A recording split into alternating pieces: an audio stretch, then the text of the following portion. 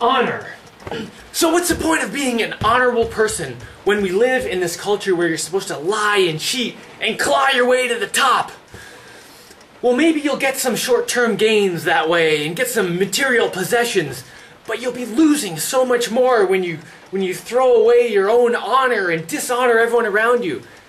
You'll ruin all the relationships in your life, and dishonoring yourself ruins your insides. It makes a hole inside, and you end up with things like ulcers and terrible health, and you don't know why you don't have energy, and you have to take energy drinks to get up in the morning, and you feel terrible all the time. It's because you treat yourself badly. Your body won't treat you well either, and your mind won't either. You have to be good to yourself and to people around you, and you have to be a conscientious person and be honorable, and it will make your life so much better. And honor isn't something that's reserved for like samurais and spacemen. It's something that applies to your everyday life. Little tiny things that make a huge difference when they all add up. Take, for example, making plans. This happens all the time when you're making plans with someone. Hey, meet you here at this place at 4 o'clock tomorrow. Okay, great. All right, I'll see you then. Bye. How often does it happen that someone just doesn't show up? Or at the last minute, you get a call and you're already there, and it's like 5 minutes before you're supposed to meet the person. You get a call from them. Yeah, my cat is giving birth right now, so I can't come over. Yeah. Okay, I gotta go. It's like, come on, man. That's so frustrating, because then you're like, oh, I've just gone to all the trouble to be here, and I made plans with you, and now I'm here, and And then you have to wonder, is this person's cat really having babies? Right now? See, if you're honorable and you deal with honorable people all the time, you can know, you don't have to wonder. Oh, well, of course, their cat must be having babies, because they would have told me if the real reason was something else.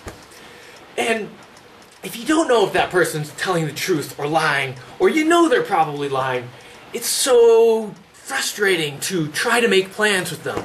Because you know, as soon as you try to ask them, they're going to start lying. And it's so frustrating when people are lying to you, because you say, oh my God, can you just stop talking to me? Because it's not useful. You're wasting my time, and I don't want to hear you lying to me. And sometimes people will get their feelings hurt when you tell them, oh, actually, I don't really feel like coming, so I'm not gonna make that plan with you, okay? Yeah, sorry, okay, bye. And maybe they'll be like, oh, they didn't want to hang out with me. But pretty soon they'll realize, oh, well, this person is just gonna tell me the truth. This is so much easier than trying to make plans with someone who I know will just lie to try to get their, to try to pretend they want to come, but then not come. If the person will just tell you the truth, you can just say, oh, well, I can just ask Jaimie, because if he can't come or doesn't want to come, he'll just let me know. It won't be a big ordeal, it won't be a big thing, and he won't make me go to all the trouble of showing up to this place and, making this plan and then just not showing up. He'll just, tell me straight up, yeah, I don't want to do that. No problem. What's the big deal? So things like that, like telling the truth all the time and letting the people around you know that you are telling the truth, and when you say something, you're going to do it, will make them trust you, and it will build, it's a two-way thing, because then they start saying, oh, well, I can trust this person, I better start being more trustworthy too, because, people see that example. And then you can have trusting relationships with people. And it's so much better, because you don't have to waste time. Oh, wasting time is the worst part. You can waste so much time when people are lying to you and you can't get the truth out of them. Now here's another example of a way that huge amounts of time and energy are wasted. Stealing! It's horrible to be in a place where there are dishonorable people around everywhere. And you may feel like you don't have much control over that. But you do. You have a lot of control over the environment you're in, and where you go, and the people you choose to deal with. Because if you have friends who you know aren't honorable, then you have to keep an eye on your stuff, and lock it up, and do all this really annoying stuff to make sure they're not stealing your stuff. Imagine if you just didn't have to worry about it. Oh, I've been in places in the world where people don't even have locks on their doors. They're just not necessary because people don't steal. It's just not something they do. And life is so much better. Now, besides all that stuff, it just makes you feel like a better person when you're honorable. When you tell someone that you're going to do something... Oh, actually, I forgot. This is another way you waste lots of time. If you tell someone you're going to do something, and you're not sure if you're going to do it, then you can waste lots of time. Well, am I going to show up or not? And you can agonize over it. I see people do this all the time. But if you just decide way ahead of time that if I say I'm doing something, I'm doing it, that cuts out all that thinking and all that wasted energy. Because it's already predetermined. You're going, you're doing it. So you don't have to worry about it. But anyway, when you start being honorable and sticking to your words mean something. Because when you lie all the time, and people don't think about it as lying, they just think, well, I didn't really mean it. I mean, I meant it then, but now, no. If you say something, you're gonna do something, and you don't do it, you lied. And your words mean nothing.